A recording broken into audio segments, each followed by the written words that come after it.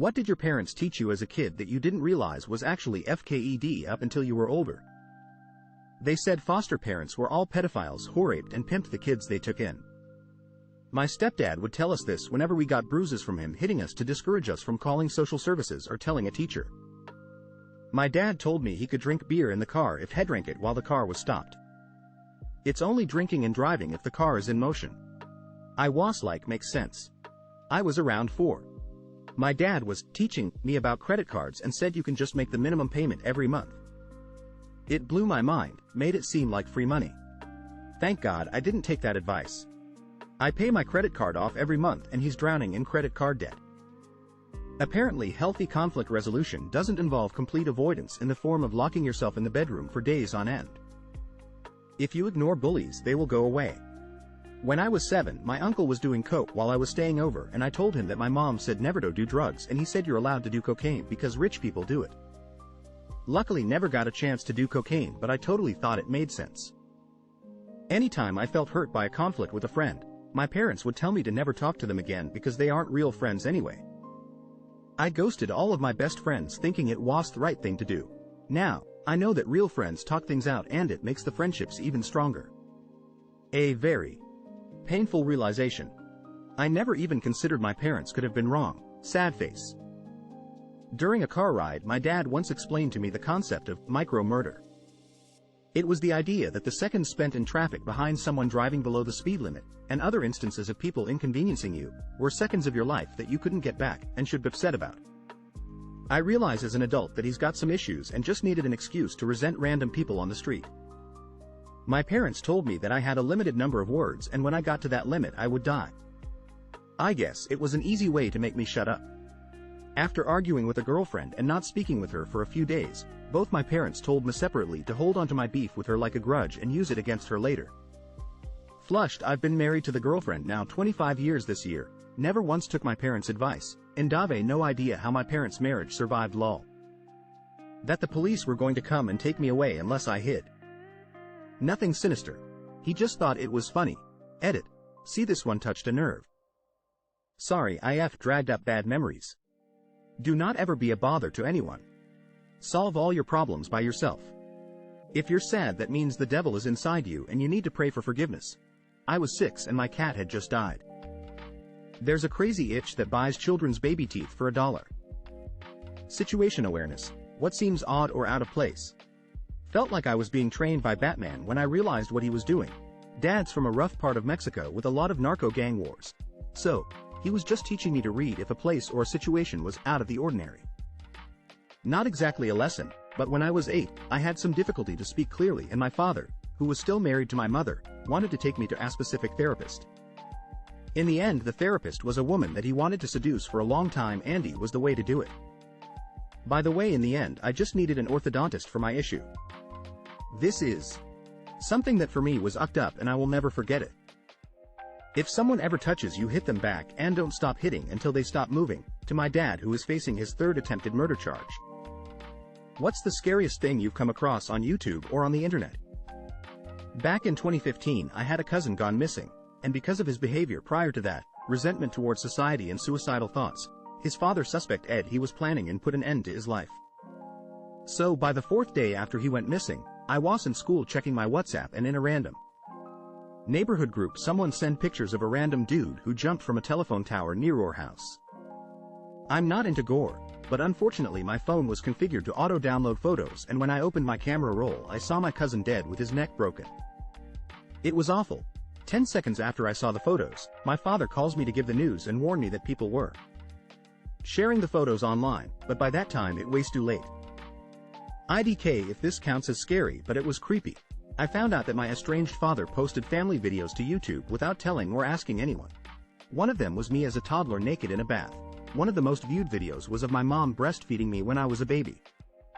He also put the full names of several people, me included, in the titles. This only came to my attention because a cousin of mine found these videos by looking up my name. This is a smart comment section to go in right before I sleep. Have family who live in a small rural town, wanted to see if there was any YouTube content featuring the town. There wasn't, but I came across a YouTube channel that had a video that was just a featureless screen with the name of the town, then repeat the name of the town, and It's a wonderful place to live. It's a wonderful place to live. In a robotic voice thing is there were hundreds of random towns all the same thing never found the channel again. If cannabis were legalized in your part of the world, would you start smoking it? Why or why not? They are in the process of legalizing cannabis in my state, but I will not start smoking it. I will continue smoking it. Edit. Thank you strangers for the lovely commentary and awards, and thank you MN for legalizing cannabis. I've been a daily smoker for almost 15 years and I can't wait for it to finally be here. It was legalized in my state about 2 years ago. The difference I see. Weed stores in every previously empty storefront.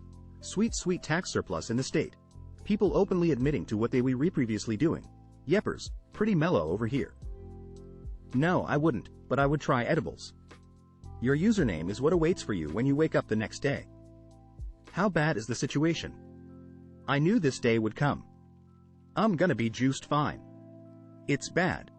Sounds like I won't need to set an alarm tomorrow morning. At 4:30 in the morning, I'm milking cows, Jebediah feeds the chickens and Jacob plows. And I'll be bored to tears. We haven't even paid a phone bill in 300 years. No phone, no lights, no motorcar, not a single luxury, like Robinson Crusoe. It's as primitive as can be. Hit. IDK. I hate this game. I've been waking up to it for several years already. No please happy crying face. What obsolete companies are you surprised are still holding on in the modern world? Blows my mind that AOL.com is still a thing.